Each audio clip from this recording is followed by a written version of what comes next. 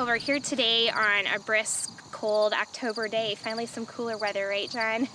And we have a lot of soybeans being harvested, and with that we have a lot of variability in yield and a lot of questions about which herbicide trait tolerance I should look at for my 2021 crop. And really we've got a lot of choices out there with Enlist E3, Xtend, Liberty, Xtend Flex, and just our good old glyphosate tolerance. So John, why don't you give us a little bit of insight on what all these traits are? What do they include? What do they control? So the two terms that Chasitie mentioned that we often can easily get confused because they sound similar are Xtend and Enlist. So Enlist is the new herbicide stack trait of glyphosate tolerance, Liberty or glyphosate tolerance, and then a 2,4-D choline tolerance.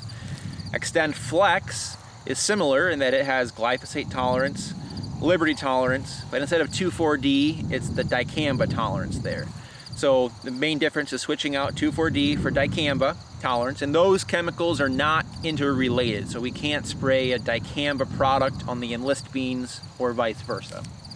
So with those things in mind, the Enlist system does give some nice advantages when it comes to flexibility of application timing and restrictions. And Chasitie, you want to talk maybe a little bit on when can we spray the Enlist products in the field and what conditions do we have to think about around that?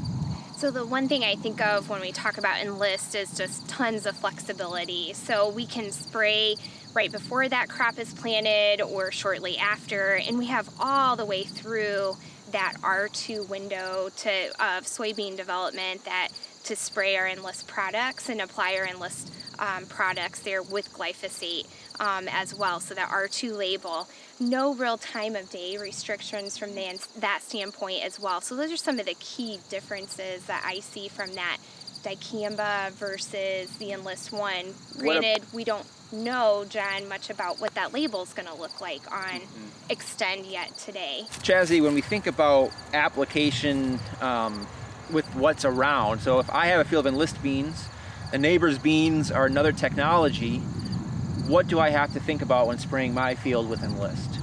Yeah, it's a great question there, because it's a top question that comes to mind, especially when we looked at the restrictions that were in place with dicamba. When we compare that with Enlist, even if that wind is blowing towards that non-Enlist soybean crop, there's no buffer that's really needed from that standpoint. So we go ahead and we can spray right up next to those soybeans that are non-Enlist soybeans and not see that issue as long as we're staying in those restricted wind speeds that we have, but no consideration from a volatility type standpoint, especially with those 2,4-D choline products. And that's, I think, one of the big reasons why the label for Enlist allows us to spray right up to the field, because soybeans are much less sensitive to 2,4-D chemistries than they are dicamba. So the near zero volatility of Enlist combined with limited potential for particle drift means that the risk is low to none for those neighboring fields of soybeans.